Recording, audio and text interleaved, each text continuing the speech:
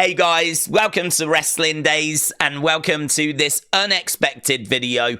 And honestly, it's a bit of a confusing video. I'm going to do my best with this to try and explain it, because at first, my first reaction was one of being a bit underwhelmed. But actually, thanks to WrestleNomics, I kind of understand it's a bit better than I first thought. And so I think these numbers are good. We're going to talk about the Raw numbers, right? Raw on Netflix. We weren't expecting this. We didn't think they were going to make them available. They have. And I think they've made them available because the numbers are worthy of being bragged about. They are good. But I don't know. It depends where your expectation was. I don't think they're mind-blowing, right? I don't think they're mind-blowing, but I do think they're strong. And you have to remember, this was the premiere, and we know the numbers are going to fall from here. They're not going to go up. They're going to go down, right? Normally, the premiere is amongst your best rating. You see it for a lot of TV shows. Start off hot, and then the numbers come down the longer the season goes on. Whenever WWE goes to a new platform, the premiere number, week 1, week 2, they tend to be the best numbers. And then, of course, it settles and it finds its rhythm. It finds its normal kind of viewership, right? So this is something we need to be bonkers. This is something we need to be overwhelming, because it's really only down from here. But let's have a little walk, shall we? Because WrestleNomics pointed something out that made this a lot better than it first appeared. So Netflix, WWE today announced that the debut episode of Raw on Netflix got off to a strong start, with the Monday night program capturing 4.9 million live +1 viewers globally. I think that +1 means like an extra day. And so, like, that's obviously worth taking into consideration. 4.9 million globally, we have nothing to compare that to. We don't normally get global numbers. So I have absolutely no way of telling you if that is good, if that is bad, if they're going to be happy with it. What I can tell you is that 92 countries and territories are not included in that number, right? Because Netflix doesn't yet distribute WWE to those places. So if you was in France, Germany, India, Italy, Japan, the Philippines, South Korea, right? If you was in these places, you weren't going to Netflix to watch Raw. You was going to a different outlet. So you won't feature in that 4.9 million. So again, I have absolutely no numbers to compare that to an average week. So we're just going to move on, right? But this is the one that I think matters more for us. The inaugural event on Netflix averaged 2.6 million households live and same day in the US, according to the videoamp, which is 116% higher than Raw's average in 2024 of 1.2 million. Now, if you're anything like me that has got like a bit of a knowledge of the ratings, nothing too in depth, but you do see them every week, right? You'll know that like 1.2 is shockingly low, right? As soon as I saw the 1.2 average for 2024, my immediate reaction was, that's not right. We're not normally that low. Normally it's like 1.5, 1.6, 1.7. It's not normally 1.2. Like, we're not normally that low for Raw. But this is where I made a mistake, and I think some others could make a mistake. They're talking about households. They're not talking about viewers. They're talking about households. How many different houses tuned in to the program?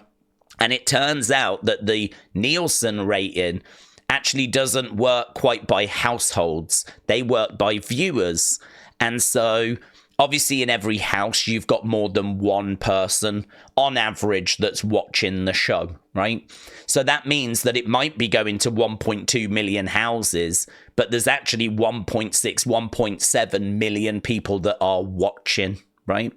So this 2.6 million households is not quite the number that we're looking for. So if we go over to WrestleNomics, you can see here In December 2024, Raw had an average viewer per household of 1.36.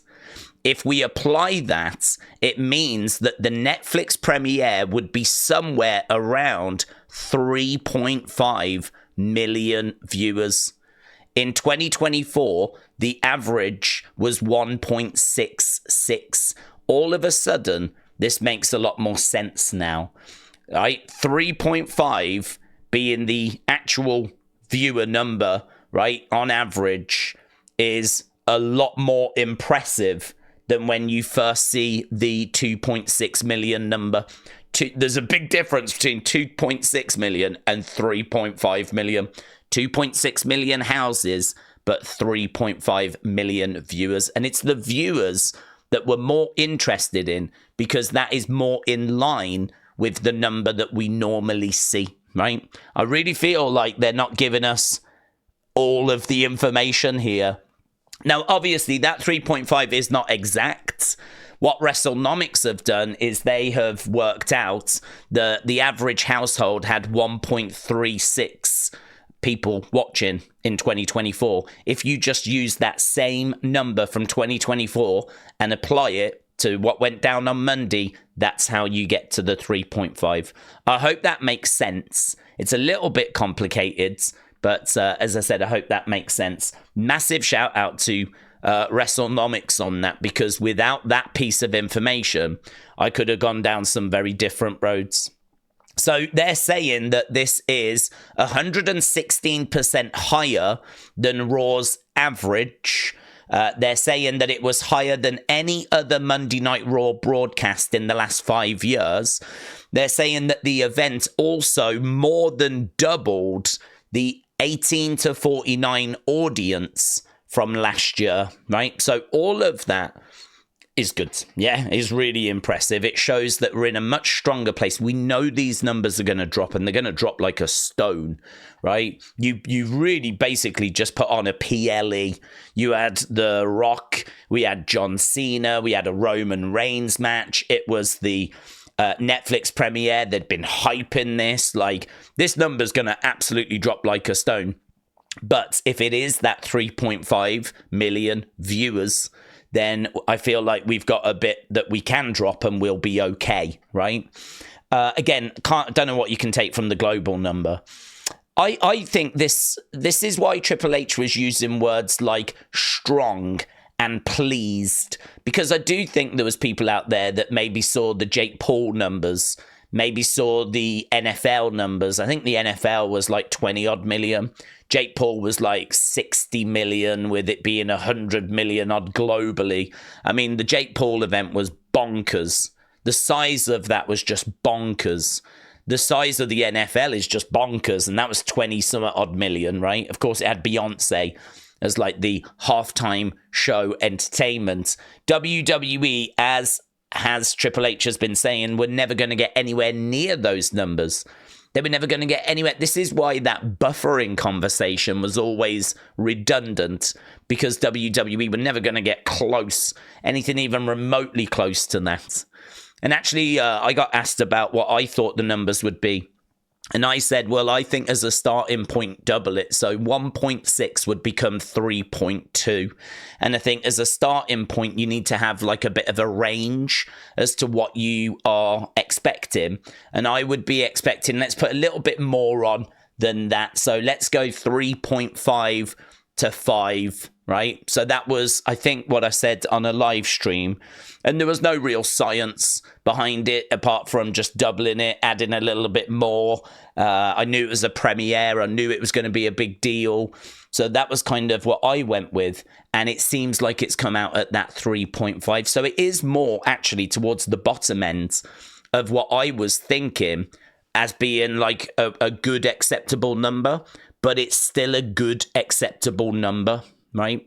It's still within that range. They haven't just done a 1.7 or a 2 million or a 2.2. I was worried when I saw the 2.6, but this is why that households is going to catch a few people out, right? So this is why I think this video is quite important.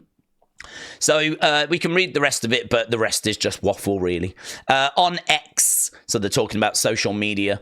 As soon as the event started, WWE Raw was the #1 trending topic in the USA, Brazil, Australia, and the UK. WWE Raw trended #1 for 14 hours straight in the UK and occupied 6 of the top 7 trending topics in the US. Raw on Netflix and WWE on Netflix also trended in Brazil, Canada, Mexico, Spain, and the US. WWE generated 223 million social media views across platforms on the day of Raw's Netflix premiere. More social views than any Raw episode in 2024. And then they talk about how it was the highest grossing WWE event of all time. The live event merchandise sales record was set as well, becoming the highest grossing non-PLE of all time. Then they talk about what went down on the show and who was on the show. They talk about how Netflix took over WWE. It said views are the total view hours for the program divided by the runtime. It is our nearest proxy for average minute audience as the household level and does not include co-viewing. Data cut off midnight each day. Well, that's interesting to know the data cuts off at midnight each day. The rest of it a little bit confusing, but overall, there we go, right? I didn't think we were going to get this data. I didn't think we were going to get the information we just spoke about. I think the number is strong. I think it's good. I think it's acceptable, but I don't think it's mind-blowing. But I'd love to know what you think. Feel free to let me know what you think about these numbers in the chat below. Thanks for watching, and I'll see you later for another episode of Unseen. Bye for now.